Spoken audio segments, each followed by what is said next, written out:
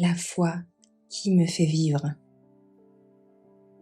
La création et non l'évolution. La parole de Dieu est la création. Les cieux ont été faits par la parole de l'Éternel, et toute leur armée par le souffle de sa bouche. Psaume 33, verset 6.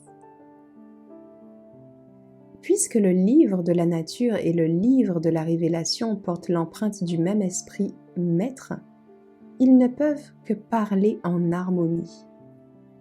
Des déductions erronées tirées de faits observés dans la nature ont cependant conduit à un prétendu conflit entre la science et la révélation.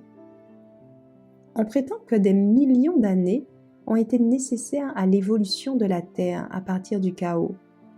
Et afin d'adapter la Bible à cette prétendue révélation de la science, on suppose que les jours de la création ont été des périodes vastes et indéfinies.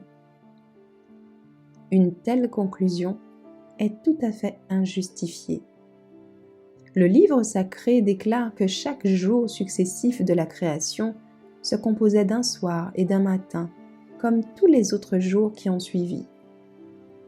En ce qui concerne l'œuvre de la création elle-même, le témoignage divin est le suivant. Il a parlé, et cela s'est fait. Il a ordonné, et cela s'est maintenu. Psaume 33, verset 9. Avec celui qui pouvait ainsi appeler à l'existence des mondes innombrables, combien de temps serait nécessaire pour l'évolution de la Terre à partir du chaos? Il est vrai que les vestiges trouvés dans la Terre témoignent de l'existence d'hommes, d'animaux, de plantes beaucoup plus grands que ceux que l'on connaît actuellement. Mais à ce sujet, l'histoire biblique fournit d'amples explications. Avant le déluge, le développement de la vie végétale et animale était incommensurablement supérieur à celui qui a été connu depuis.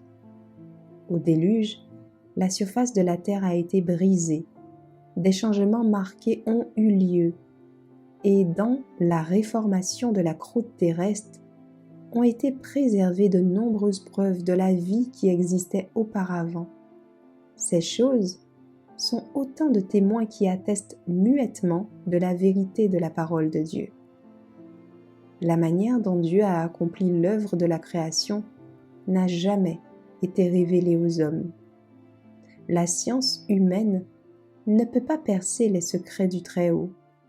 Sa puissance créatrice est aussi incompréhensible que son existence.